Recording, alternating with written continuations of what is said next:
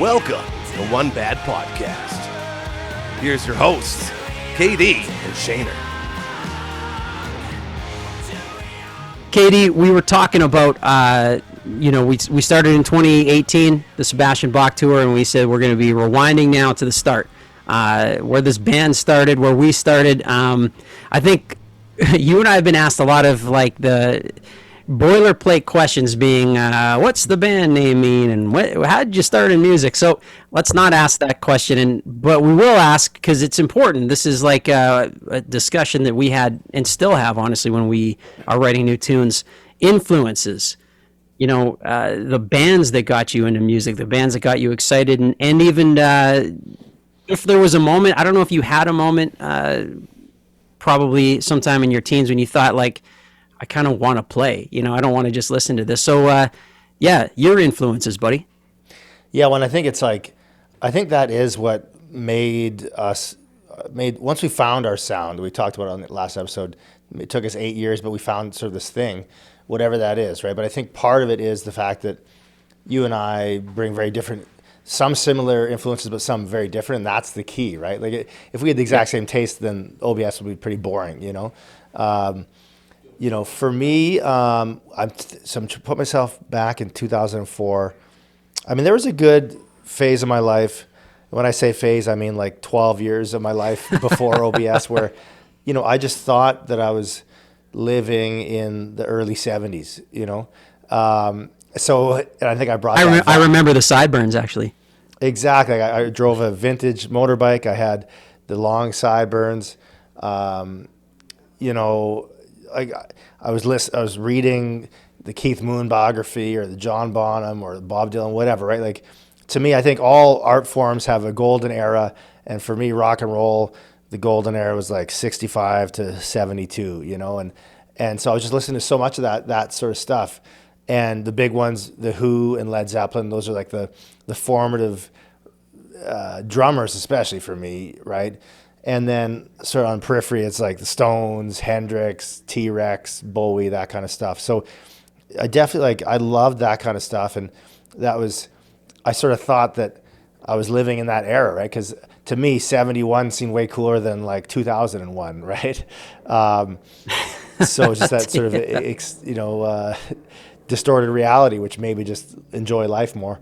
And then, so brought that sort of 70s vibe. And then I think, it was that combined with Seattle, man. In Seattle, you and I share that love of, AIC and Soundgarden and Pearl Jam and Nirvana, and those bands changed my life. So that's what got me into music and changed my life was Pearl Jam, right? And then that was sort of the gateway drug to Soundgarden and all the rest of them, So that's what made me change from being just a music fan and a hardcore one at that to being a drummer, But so I'm curious about you though, because I know that's, Well, I do. I got one follow-up question for you, because I've always wanted to ask you, because you were a huge PJ fan, and honestly, I'll get into this because you opened my world up for the music that I started getting into after I met you. But was it because you were was it PJ first? Did the 90s lead you to the 70s, as a young teenager probably, or was it the other way around? Yeah, no, great call. So it was, Pearl Jam led to everything else, right? So, and PJ, especially Eddie, was a huge fan of The Who, right? So it was PJ led to The Who and Neil Young, and then from there it was just boom, the world was just blown wide open, Yeah, that makes sense, man. And honestly, I feel like that happened for me a bit later, through you, to be honest. As you know, my musical upbringing was kind of strange, honestly. I grew up on the farm, right? And we didn't have, in the 80s, you've often heard me tell my story about my association with the Beatles, how it was Yellow Submarine, or what was it? It was Yellow Submarine, I think, on the bus every day for probably 8 years straight. And that led you straight to Manowar. Oh yeah, dude, that's good call, because I feel like before my formative years, I feel like everybody, when you hit 13, 14, you start something starts to make sense to you. Before that, for me, it was the primordial ooze of the music that I came from was like my mom loved the Stones and Beatles and stuff, and there was that. My dad loved Paul Simon, and he was a big Leonard Cohen fan. But nothing made sense to me, and there was that, and then my oldest brother was a metalhead, and so there was always like Manowar and Iron Maiden, and I had nothing really in my own mind as far as like there was stuff I loved, and there was some of those things I think formed weirdly in my mind what you needed to do to be a singer. Specifically, as a kid, your world's all inside your head. And I do remember thinking when I started to discover PJ and Nirvana, Rage Against the Machine, it made no sense to me because I was listening to all this power metal. These guys are screaming, and I literally thought in my mind, that all singers could sing everything. I just thought like they could do it all, and they just chose. Then it made no sense to me. Like, why is Eddie Vedder not hitting these big notes, right? And so my gateway drug was Chris Cornell, probably because he could. That was the Do both, yeah. Probably when it was the moment where you're like, oh, okay, like it's not just this or just this. But yeah, like for me, that stuff was the stuff. Honestly, I think the first band that I feel like was my, those formative teenage years that really like kind of blew me away was AIC. Like Lane Staley, that was like probably the band that I was like, oh man, like this, it was hitting me different than everything else. You know what I mean? And that was the thing that really got me going and want to probably be a singer. And I was trying to emulate that stuff as a kid. So yeah, totally the 90s stuff, which I think when we started the band, I remember it was Audio Slave had just kind of started, and that was like, okay, we could still sing, because it was screamo time in the early 2000s, right? And it was sort of not cool to sing anymore, and there was all that stuff going on. But yeah, my influences really, again, being on the farm in the 80s, like there wasn't streaming, right? There was whatever tapes my parents had. There was some vinyl kicking around. My brother had a Columbia House subscription, so it's like whatever tapes he had. Like we didn't get to a music store, right? So you didn't discover much. Like and even into my later teens, like I would pick stuff up that when new Soundgarden and stuff came out, but you just have that record for months and listen to nothing else, right? Like you weren't discovering stuff like you do now on a daily basis. So honestly, those were my early influences, but I'll say once I met you and really started to open my mind up to the 70s and like have this new view of like 60s and 70s music, right? Because mine was a very skewed 1980s AM radio version of what that era was, right?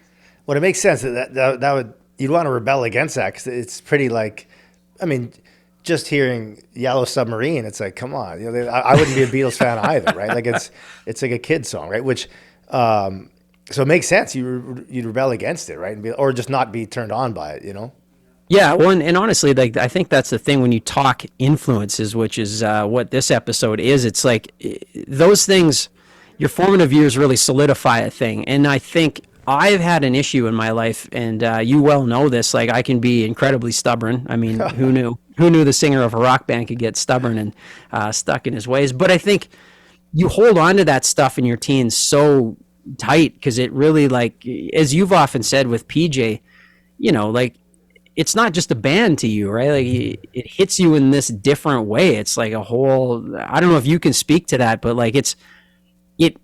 We say formative years sometimes, I think, in such a sort of like a throwaway kind of way. But honestly, I still put that music on, and it speaks to me differently than new rock and roll does, It's so true. Okay, before I get to that, though, I want to ask, so when did you realize, probably on the farm, like, that you could hit the notes that, like, some of these crazy metal guys could hit? Like, because I mean, not everyone can just sing along to Iron Maiden, but you could, right? So when did you realize that? Honestly, man, it's the very shortened version of the story is I got picked on a lot as a kid because I had a super high voice. Like my speaking voice was super high to the point where like I didn't know this. Yeah, man, I don't think I've ever told you the story, but like I didn't talk for years. Like besides being at home and like around my good pals and stuff. But I just like I wouldn't talk, because if I open my mouth, like, the bullies would come in and start just razzing me hard. So No shit. I had this kind of weird squeaky high voice, but I would sing to myself, and like, you're right, I'd have like my bros like Iron Maiden tapes, and I could weirdly, I think because my voice was high and sort of weird already, I could sort of sing that stuff. And I do remember also, I used to get laughs, I'd do a Michael Jackson impersonation when I was like 15, but I could do all those weird notes and stuff.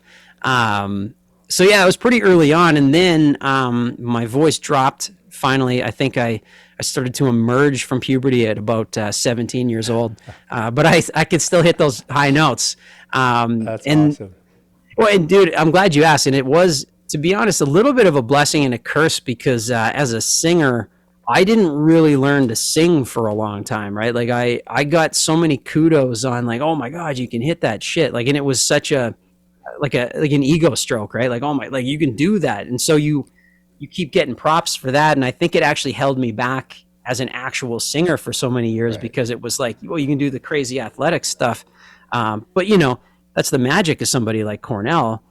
Yeah, he can scream his ass off, but man, if he's just singing like Black Hole Sun, it's amazing, right? And beautiful. So, yeah, man, no, it's a good question. That was, I turned a childhood trauma into a lifelong career. Well, I didn't know. That's so cool. I didn't know that story. And for all the listeners out there, if you get to the end of our 30 episode first season, Shane will do the Michael Jackson impression again. I think I might get banned for that. Or yeah. That's awesome. But no, yeah. Well, and I asked you before. We're coming close to time here, but talking influences. How long? People ask all the time, like, what are you guys listening to right now? What are you listening to right now? I know that it's still kind of hard for me to discover new stuff, right? And I'll unlike before, I'll listen to new things, like even the new PJ, right? I mean, I'm more likely to listen to verses before any new stuff, right? Yeah. So did you, like I was asking you before, like, that's a whole thing, your formative years and how that music hits you. Like, do you still like take those influences forward, like in your drumming especially? Yeah, I think, it's like what I read somewhere that like, yeah, the music you fell in love with when you're like in your teens, those formative years, always stays with you, right? Like it hits you in a way that nothing ever will again, and like every time, my wife joked that like I never get sick of hearing Hunger Strike, and we probably hear Hunger Strike I put it on every day, right? Like listening to satellite radio just comes up because all the stations I like would play it. And every time it goes on, I'm just like, oh man, I crank it up, which to me, as a side note, like to me, it could be the greatest song of the 90s. Like there's always like, people say Smells Like Teen Spirit or whatever, Radiohead or whoever. To me, the greatest 90s song in terms of alternative or grunge or whatever is Hunger Strike, because it combines Eddie and Cornell, and it's like, I just love the whole backstory behind it, but I never get sick of it, man. It's like, to me, it's just, it's like our version of when the British invasion, right? Like the Stones, Beatles for our parents' generation. It's like 90s Seattle was just like magical. And to me, and I just visited there last summer, and it's just like, I feel like I'm walking, like, I imagine like a Beatles fan walking on Abbey Road. It's like, I'm walking, and it's sadly more dark than Abbey Road, because they've all died except for Eddie, So it's like this bittersweet but beautiful thing to go and see Seattle, and of course it's not the same as it was, right? It's the world moves on, but like I guess to get to your question, I mean, I think I'll always be influenced by that stuff, like as a drummer, but also just as a musician, just as a music fan, which influences everything. And yeah, man. But that's true. And I mean, no, go ahead. Sorry. No, I was just gonna say, how about you? Like, do you think, the stuff you loved as a kid, do you still love it, or is it like, where do you sit with it? Well, it's funny because I mean, some of it, yeah, for sure. Like I definitely listen to less Manowar now than when I was 12 years old. But you're lesser for it, okay? But no, it's funny because that stuff still hits me, and in the songwriting part of it, before we jump off here, it's kind of a cool way to jump into the next episode, because Hunger Strike is a great tune for so many reasons, but it's a weird song. Like, if we ever wrote that song, and we'll get into our songwriting and how we do it, how we've done it, how every record kind of went. But I'll tell you this. If that song didn't exist and you and I showed up with that song, with that arrangement, no producer in our era, and maybe even other producers in other eras, would have said, like, fuck no, like that. There's no real chorus, kind of. Like, you just have two guys singing the exact same verse. And then, there's no solo. And like, there's just kind of like that weird heavy musical part. Yeah. It's just kind of like parts. Dude, I love that, and it is a good segue to the next episode, because we're going to talk about when you and I met. I got some ideas for what we're going to call these episodes, and I this is a song that you introduced me to in probably like 2005. But the next episode should probably be called "Waiting on a Friend," because that was all right. But anyway, we'll get into that, man. Next episode, we're going to talk about how you and I met and just how the band started. And honestly, talking about the songs we grew up on is a good segue, because not just the music, the players and all of that. It was also like those songs I just found they were so well written and so magical in a way, right? And when we were writing, there was like, I'm not going to shit on a bunch of modern bands, but they were just, it didn't excite me in the same way. And there was a push-pull with producers to be like, you can't do the 90s, which is very different now because the 90s is back, very popular, right? But good segue for next time, man. So we jump off here? Let's do it. All right, buddy. Thanks for listening to One Bad Podcast.